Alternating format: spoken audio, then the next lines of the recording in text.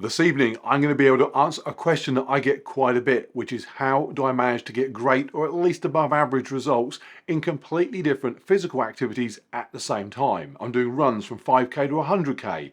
I'm lifting heavy in the gym. I'm cycling, rowing, competing at high rocks. On the surface, it looks like some of those activities might conflict with one another, but underneath the surface, they completely conflict with one another. And so to answer the question, I don't get great performances from all of them at the same time. In fact, a more relevant question to ask would be, how do I deal with that physically and mentally? So tonight I've got 2 Zwift races back to back, not done a race on the bike in 2 months, only sat on it for light training a couple of times recently. My expectation is I'll do appallingly and can then demonstrate how I deal with that, probably by lying on the floor in a great deal of pain. And then on top of that, at 1 minute past midnight, we are off to the first showing on general release of Gun Maverick. So when I recap on tonight's race tomorrow, I can give you a little review. Am I excited? Well, I have my original 1986 Top Gun mug. Was going to take that to the cinema and maybe eat some popcorn out of it or something, but Jenna told me I'm not allowed. But I also have my original Top Gun socks and a pair of Ray-Bans. They're waiting in the car. Can put them on as we're leaving. She won't have time to object. Gutsiest move I ever saw, man. Will I need Ray-Bans at midnight? Yes, it's Top Gun. So yeah, a little bit excited.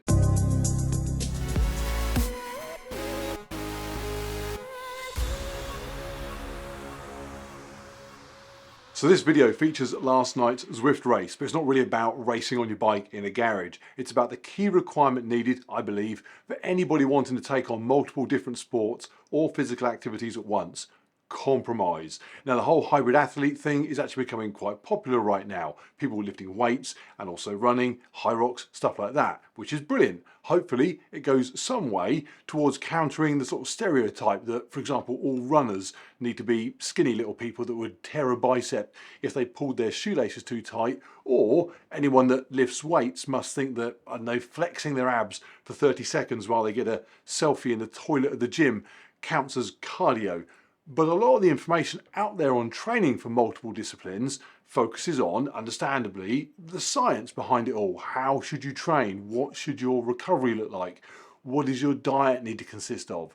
Which is all well and good, and clearly there are aspects of that that I pay a lot of attention to. But really for me, the realization I had to learn to compromise is what now allows me to operate the way I do and do the things I do and feel great doing them. Just that understanding that I am 48 years old, I've got a wife, children, grandchild, mortgage, pets, responsibilities outside of my own hobbies. To have all that and then try and excel at conflicting activities is just a pathway to disappointment. For me, the minute it clicked that allowing my performance in something to fall off while focusing on improving something else was not an issue, it was like I was suddenly at peace with how I trained. I feel like one of those guys on TV that does the spinning plates thing. He keeps them all going, but he never has all of his plates spinning perfectly at once. 1 or 2 of them are always wobbling and about to fall off. But he doesn't care, as long as it's not on the deck yet, he'll get to them and spin them back up again just in time. That's what I do. So let's get this bike race underway so I can demonstrate what wobbly plates look like. So first of all, this is the Aussie Crit Crusher race, of which there are 2 on a Tuesday evening UK time, which I guess is Wednesday morning in Australia, where the race is organised from. So good day, Australians. Anyway, I like these because they're short, which lends themselves to my strengths on the bike. The first race is just 7 kilometres, the second race just under 12. Takes place about 10 minutes after you finish the first one. So here I am warming up on the bike, and this is pretty much the first time I've sat on this thing in anger in a while. My last Zwift race was over 2 months ago. I think I've only used it maybe twice for a couple of very gentle training rides in the run up to High Rocks, which happened now a few weeks ago. There is no cycling in High Rocks, so I simply just didn't bother doing much on it. I am very out of practice. Oh, and by the way, a few people have been asking, no, I did not have my new Wahoo Power Meter pedals on for this ride. They're still in the box, but they are going to get tested very soon. If you watch the channel, you know that I currently have Garmin Vector Power Meter pedals on the bike, which I rate about as usefully as a ham sandwich for providing accurate power figures. They have never given me numbers that correlate remotely with what the Wahoo Kicker bike said I was generating. I went on riding outside, I just knew the figures were wrong, it just felt wrong. They read low. Garmin have always told me they might not be spot on, but it was within what they regard as acceptable. I think they're talking nonsense. My hope is that these Wahoo ones are going to correlate much more nicely with what the bike actually says I'm doing, and then when I ride outside it will hopefully feel like those numbers make sense. Proper test on those to come soon. And also, on the subject of things people have been asking about, no, this week is not going to be the week where I upload a video on my new motorbike. In case you don't know, I bought an old Kawasaki GPZ 900R A1 model 1984, the Top Gun motorbike, absolutely mint, fully reconditioned, restored by a classic bike company. It looks like the thing's just come out of a showroom. The plan was to collect it today, having just seen Top Gun Maverick last night. But the bike company called me a few days ago and said that when they put it in for its MOT, it failed because it was only firing on 3 cylinders. It's been in their private collection for 4 or 5 years, hasn't been run. They gave it a complete service, a tune-up and everything, and it was running beautifully until the test. Such is the nature of classic motorcycles, I guess. So that video will happen, just not yet. Interestingly, in Top Gun Maverick, when he just rips the dust cover off his GPZ, it appears to run perfectly despite looking like a bag of old bolts. So dogfighting in the new film does seem highly realistic, but old Kawasaki's running flawlessly seems about as realistic as Goose taking Polaroids in the first one. So this race, the last time I rode this first one, the 6K one, it was the beginning of the year. I came 7th out of 34 riders, averaged 374 watts and scraped under 9 minutes. Now it's impossible to compare one race to the next, even if it's on the same course, because whether you're riding in the group or you get dropped, all those things dictate how fast you're going to be. But it gives you an idea. I'm a B category rider, and over these short distances, I'm okay. I'm certainly used to holding on to the front group and then fighting for a reasonable finish position within it. And so the race starts and I feel pretty comfortable initially. These short races always start hard, so having to do 500 or 600 watts off the line, pretty routine. I then set up amongst this group at the front. I feel okay here. I haven't been cycling, but my legs have not been doing nothing. I've been pushing the sled, doing plenty of weights work, squats, deadlifts. I've been doing a lot of running for high rocks training. So at the start, this just feels like another type of leg workout. First sign of trouble though, not even 3 minutes in, heart rate pushing 170, and this first hill is one I'm normally quite comfortably able to dig down and find 500 or 600 watts and get to the top amongst the leaders. Because of my body weight, 100 kilos at the moment, I'm not a natural climber, but on a short burst like this, power is power. But as we get to the top, while I'm theoretically where I want to be, I'm also toast. People are coming past me. I'm struggling to get 300 watts now. I've hit my drafting boost to try and hold on. There's a downhill section coming up, and normally at this point I'd be well placed to take advantage now of my heavier weight and push right back to the front again if I needed to. Here though, I realise at one point I need to get back in the pack and try and give it some welly to get there, but just have absolutely nothing. Even as these other stragglers are coming past me, who I should be able to jump on the back of and go with, I've just got nothing. I'm averaging just over 200 watts. And that is pretty much it. 5 minutes in, I'm screwed. I noticed this guy's coming up behind me fast, so I figure I'd just let him catch me and then ride with him. Actually, what ends up happening is he comes past me and I physically can't generate enough power to do anything other than just watch him ride off. Now at 1.3 kilometers to go, I set myself a mini target. I often talk about this. If plan A is not going to happen, find plan B. Always have something you're aiming for. So in this case, it's catch the guy that went past me by unleashing my secret weapon of appropriate motivational music. Which you can't listen to because Kenny or Paramount or Tom or, I don't know, Church of Scientology, somebody will come knocking on my door moaning about copyright. But it is all pointless anyway. With a few hundred meters to go, I dig down for a sprint finish, but I can see on the numbers, the guy in front's doing the same. I'm never going to catch him.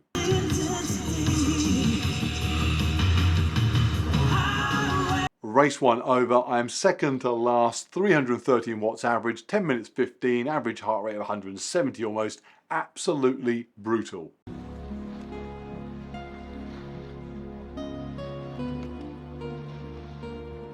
Back in the saddle, race 2. This one comes with the added excitement of starting it with my heart rate at 130 beats a minute already. And 20 seconds in, I'm starting to realise this could be worse than the first one. 30 seconds in, 20 riders in the front pack are off, and I can't stay with them. 1 minute in, I am done. I can't generate any more power to do anything about hopping onto the back of the few people going past me at this point. I just can't get more than a few hundred watts out. My quads are absolutely on fire. I have no answer whatsoever to whatever question this race is asking of me. And that is pretty much it. I race entirely on my own. Plan B becomes just finish the thing. The temptation to get off the bike right now is high, to say the least. The only minor highlight occurs around halfway, where there's a short monitored sprint. For fun, because it certainly wasn't for common sense, I decided to at least pick up the fastest section time here. But that aside, it was not a pretty bike ride. Stats on that disaster: dead last, 19 minutes 15 seconds, almost 3.5 minutes off the leader, not even 270 watts average power. And here is where acceptance of compromise allows me to maintain some sanity in the face of those figures and find some positivity, because I just don't care. I left the garage, I went to the kitchen, Jen said, how'd you get on? I explained I'd just come dead last. She said, oh, are you going to drop down to category C then? To which I said, no, absolutely not. Zwift cycling is currently a very wobbly plate for me. But it's a wobbly plate because my Hyrox one has been spinning beautifully. My parkrun plate is doing likewise right now. Now I'm going to turn my attention back to the wobbly Zwift plate. I'll spin it back up again. Had I not allowed it to get wobbly, there's no way I'd have been stood on the podium a few weeks ago at Hyrox. With everything I have to get done in my life day to day, I can't be a fast cyclist and then go to Hyrox and do well there at the same time. I just can't. But so what? Now, if I focused only on spinning one plate, I could spin it up real quick. Of course I could. Far faster than I can spin any plate currently. But who's watching a plate spinner with one plate? After I did my row video recently, a lot of people said, oh, you should train really hard for the indoor rowing championships at the end of the year. Focus on that. No, I shouldn't. Spend all year spinning one plate, but while everything else crashes around me so I can sit on a rowing machine for 6 minutes, no thank you. That doesn't tick my boxes. It has in the past. I found myself very sucked into whatever activity I was doing at the expense of everything else, and it just led to frustration and disappointment that I wasn't amazing at whatever it is I was doing. Talking to motorbikes in the late 90s, I got into track days, got hooked, was riding almost once a week during the summer, spent an absolute fortune on it. One day I got home from Brands Hatch in a terrible bad mood because I'd not improved on my personal best around that circuit. I'd paid hundreds of pounds for the track day itself, destroyed a rear tyre, set of brake pads, had a day off work for it, a day off work the day before to prep the bike for it, all that, and I was in a terrible mood. If focusing on one particular thing and trying to be the very best you can be works for you, that's amazing. But it doesn't work for me. It's taken me 48 years to realise it, but compromise works for me. Now, I don't care that one aspect of my fitness drops off from its previous personal best to a lower level while I focus elsewhere. If I ever want to return to the previous level on the other thing, I can go and do so and compromise a different place instead. For example, my next big event is Turf Games Engine, a mixture of Concept 2, cycling, ski erg, rowing, bit of running in between. So I need my cycling to get right back up on form. That will be at the expense of something else, probably overall strength. I expect I don't have the energy and the time to be in the gym lifting heavy, especially lower body heavy, while I'm also cycling a lot. My PB and a deadlift and squat, things like that, might go down. Who cares? Not me.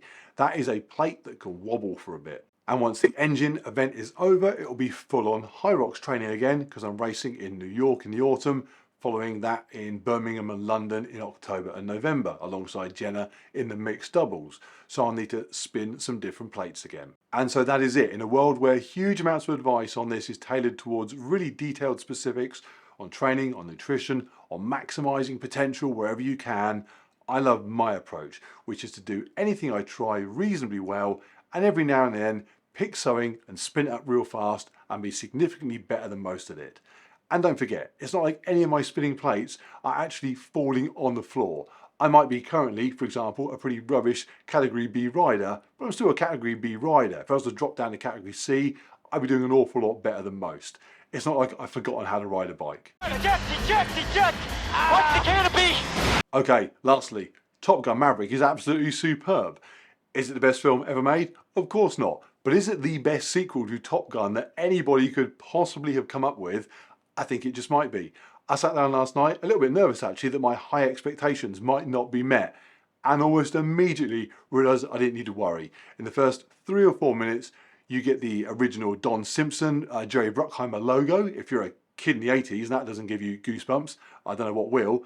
And then an almost literal reenactment of the first few minutes of Top Gun, turned up to 11, which when you describe it sounds like it shouldn't work. I mean, it's literally the same, but it just does. In fact, there are so many callbacks to the original that I'm amazed anyone gave the thing the green light.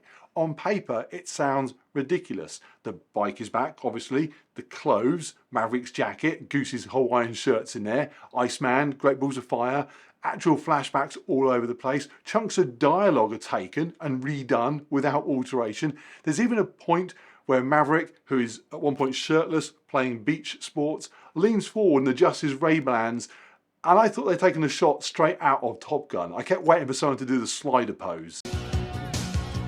But somehow it works flawlessly, and obviously all the new aerial footage is insane.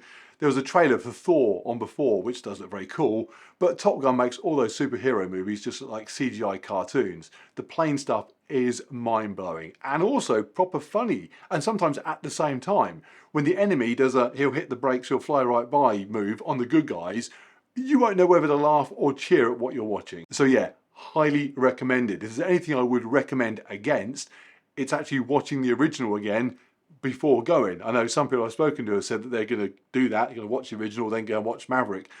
But if you have a pretty good recollection of Top Gun, I mean, I must have seen the thing 30 times, leave it at that. If you watch them back to back, you might almost get callback overload. Okay, I'm out of here. Next video will be after Jen and I have done a VO2 max test and DEXA body fat scans. That's going to be an interesting one. And the motorbike video will be along in due course as well, assuming the bike shop can do to my bike whatever Maverick has spent the last 30 years doing to his. Okay, like, subscribe, go book tickets to the movies, and don't forget to wear your special socks.